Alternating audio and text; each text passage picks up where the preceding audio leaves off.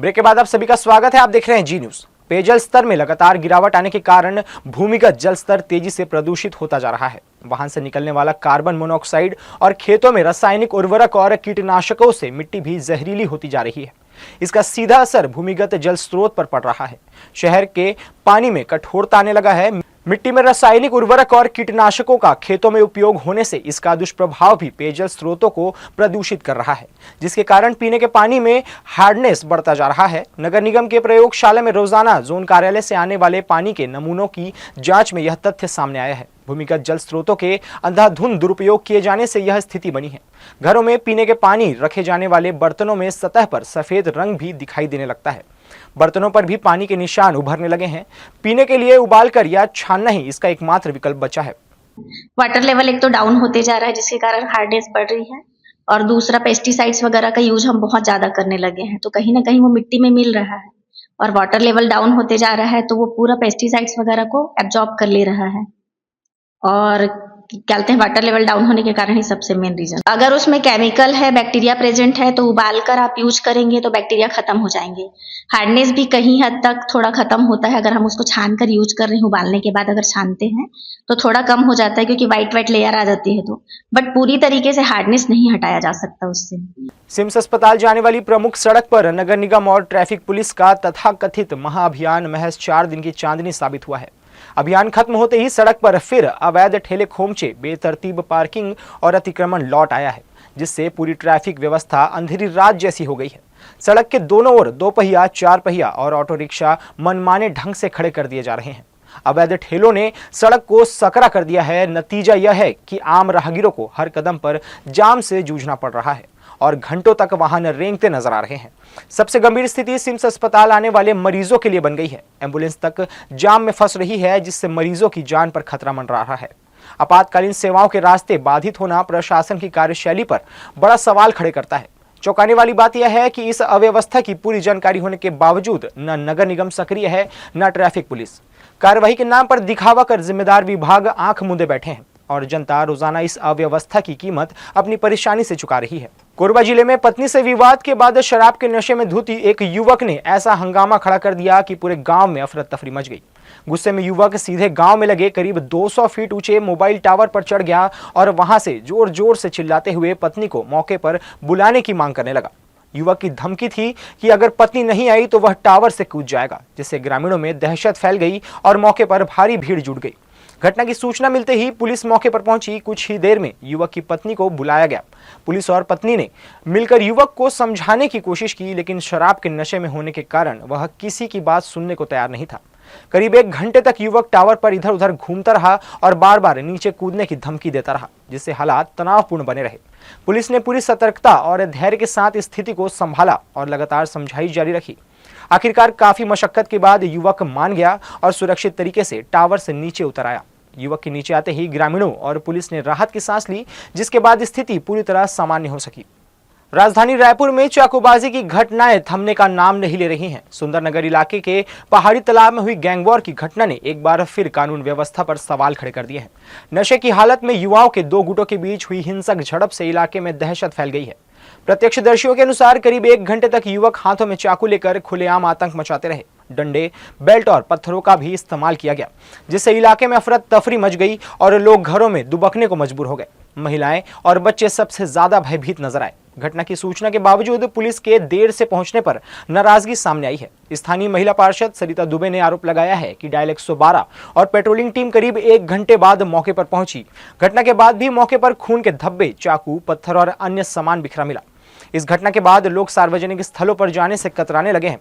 पार्षद के अनुसार नशेड़ी युवाओं के आतंक के चलते पहाड़ी तालाब गार्डन, आम बगीचा गार्डन और रावण मैदान जैसे स्थान सुनसान हो गए हैं। घटना का सीसीटीवी फुटेज भी सामने आया है। अब प्रशासन के सामने दोषियों पर सख्त कार्रवाई की बड़ी चुनौती है। बिलासपुर शहर और आसपास के इलाकों के लिए यह एक सुखद लेकिन सोचने पर मजबूर करने वाली खबर है। जिले के जलाशयों के बाद अब प्रवासी पक्षियों की आमद शहरी क्षेत्रों में भी देखने को मिल रही है।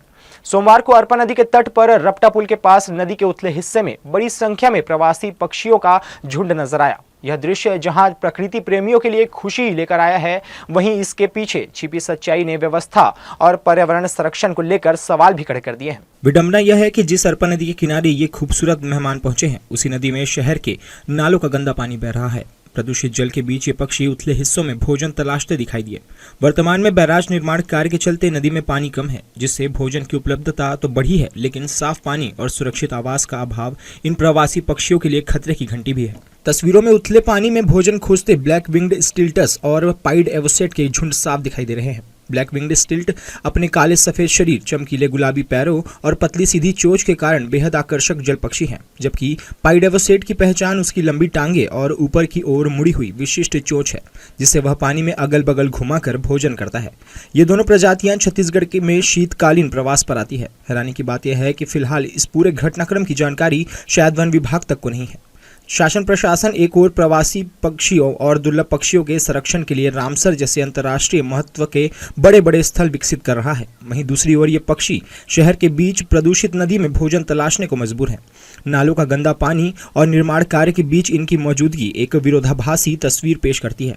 प्रवासी पक्षियों का इस तरह शहरी क्षेत्र में दिखना इस बात का संकेत है कि यदि परिस्थितियां अनुकूल बनाई जाए तो अरपा नदी का यह हिस्सा भी इनके लिए संभावित आवास बन सकता है।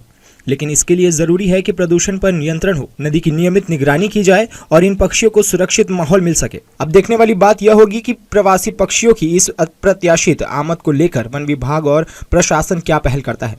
क्या अरपा नदी के इस हिस्से को संरक्षण क्षेत्र के रूप में विकसित किया जाएगा या फिर ये मेहमान उपेक्षा के बीच लौट जाएंगे। प्रवासी पक्षियों की मौजूदगी केवल एक खबर नहीं, बल्कि बिलासपुर शहर के लिए प्रकृति को सहेजने की एक बड़ी जिम्मेदारी और अवसर दोनों है। जी न्यूज के लिए कैमरामैन गोपाल मौर्य के साथ मोहम्मद नासिर की रिपोर्ट।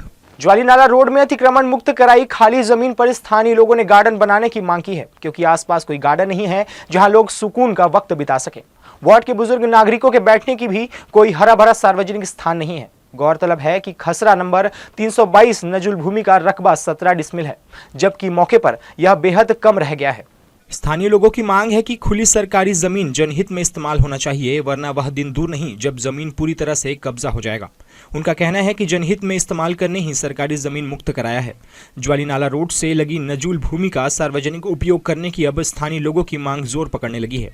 एक तो नाला का जगह है वो, और उसमें नाप जोख किया गया, अभी अतिक्रमण को हटाया गया, अभी अनुकूल समय है और ये मोहल्ला पूरा घिरा हुआ है, मेडिकल कॉम्प्लेक्स है। इसमें अति आवश्यक है एक गार्डन की, कभी यहाँ है ही नहीं है। और वास्तव में ज्वाली नाला जो बना था, उसके ऊपर जो रास्ता बना हुआ था, वो रास्ता निस्तारी के लिए बना था, जिसमें कॉम्प्लेक्स बना लिए अतिक्रमण करके। और उसमें अभी नगर निगम का कुछ जमीन आया हुआ है। तो हम लोग पूरे मोहल्ले के आदमी ये चाहते हैं कि उसमें हम लोग कि गार्डन बनाया जाए या कोई सामूहिक भवन बनाया जाए, जिसमें मोहल्ले वालों को जनहित में वो काम आए। ज्वालीनाला रोड पहले ही अतिक्रमण के लिए बदनाम है। ऐसे में स्थानीय महिलाओं का कहना है कि बच्चों के खेलने पूरे वार्ड में कोई स्थान नहीं है और उन्हें सैर करने सुबह शाम मुख्य मार्ग जाना पड़ता है। और वहाँ पर कोई अच्छा उपयोग होकर के गार्डन ही बने, ताकि यहाँ बच्चे बहुत भी हैं, खेलने का, वहाँ बैठने का, बुजुर्ग लोग का वहाँ पर थोड़ा सा यानी कि चलने फिरने का, घूमने का अच्छा वो व्यवस्था बन जाए, ताकि हम सबको भी अच्छा लगे। यहाँ पर भी नहीं है कुछ भी यहाँ पर खेलने, बच्चों के लिए खेलने के लिए, तो मैं भी चाहती हूँ उसका अच्छा उपयोग हो जाए। पिछले दिनों यह मांग वार्ड पार्षद ओम कश्यप ने उठाई थी, जिसका स्थानीय लोगों ने स्वागत किया है। उनका मानना है कि जमीन का सही उपयोग करने से नगर निगम की मंशा पूरी होगी, साथ ही लोगों को इसका लाभ मिलेगा। जी न्यूज के लिए कैमरामैन राकेश खरे के साथ आलोक अग्रवाल की रिपोर्ट। अभनपुर के नायक बांधा स्थित बाबा गुरु घासीदास जी का मंदिर इन दिनों आस्था और श्रद्धा का बड़ा केंद्र बना हुआ है। यहाँ एक 14 वर्षीय बालिका पिछले करीब 100 घंटों से बिना कुछ खाए पिए साधना में लीन बैठी है। बालिका ने 18 दिसंबर तक भूखे प्यासे रहकर साधना करने का प्रण लिया है, जिसे लेकर क्षेत्र में चर्चा हो रही है। बालिका की इस कठोर तपस्या को देखने आसपास के गांवों सहित दूर दराज से बड़ी संख्या में श्रद्धालु मंदिर पहुंच रहे हैं। मंदिर परिसर में दिन भर श्रद्धालुओं की आवाजाही बनी हुई है, जिससे नायक बांधा गांव में धार्मिक माहौल देखने को मिल रहा है। इस दौरान नगर पालिका पारिषद अध्यक्ष सहित सतनाम संदेश यात्रा से जुड़े लोग भी मंदिर पहुंचे और बालिका की साधना को नमन किया। जनप्रतिनिधियों ने बाबा गुरु घासीदास जी के दर्शन कर समाज में शांति, सद्भाव और मानवता का संदेश फैलाने का बात कहा। बालिका के स्वास्थ्य को लेकर प्रशासन भी सतर्क है। स्वास्थ्य विभाग की टीम ने मंदिर पहुंचकर बालिका का प्राथमिक स्वास्थ्य परीक्षण किया और लगातार निगरानी की बात कही है। फिलहाल नायक बांधा का यह मंदिर आस्था, विश्वास और भक्ति का प्रतीक बना हुआ है, जहां श्रद्धालुओं की भीड़ लगातार बढ़ रही है। जिले के सांस्कृतिक संस्था लोक श्रृंगार भारती के गेड़ी लोक नृत्य दल ने सांस्कृतिक संगठन यूनेस्को और सांस्कृतिक मंत्रालय भारत सरकार के आमंत्रण पर नई दिल्ली के ऐतिहासिक लाल किला प्रांगण में गेड़ी नृत्य की प्रस्तुति दी। 7 से 13 दिसंबर तक आयोजित अंतर्राष्ट्रीय समारोह में 180 देशों के प्रतिनिधियों की सहभागिता रही। समारोह में गेड़ी नर्तक दल ने अपनी सशक्त और ऊर्जावान प्रस्तुति से दर्शकों को मंत्रमुग्ध कर दिया। अंतर्राष्ट्रीय मंच पर छत्तीसगढ़ की कला और संस्कृति को खूब सराहा गया। मुख्य गायक एवं नृत्य निर्देशक अनिल गढ़ेवाल ने के नेतृत्व में दल ने रोमांचक प्रदर्शन कर अंतर्राष्ट्रीय दर्शकों को प्रभावित किया। कार्यक्रम में मुख्य अतिथि के रूप में विदेश मंत्री डॉक्टर एस जयशंकर सहित विभिन्न राज्यों के कलाकार और 180 देशों के डेलीगेट्स उपस्थित रहे। समारोह के दौरान भारत के महापर्व दीपावली को यूनेस्को द्वारा विश्व सांस्कृतिक धरोहर के रूप में मान्यता दी गई। इस ऐतिहासिक उपलब्धि में छत्तीसगढ़ के गेड़ी लोक नृत्य दल की प्रस्तुति को विशेष सराहना मिली। गेड़ी नृत्य की भावपूर्ण और साहसिक प्रस्तुति से केंद्रीय संस्कृति एवं पर्यटन मंत्री गजेंद्र सिंह शेखावत भी प्रभावित हुए। उन्होंने छत्तीसगढ़िया सबले बढ़िया कहकर कलाकारों का उत्साहवर्धन किया।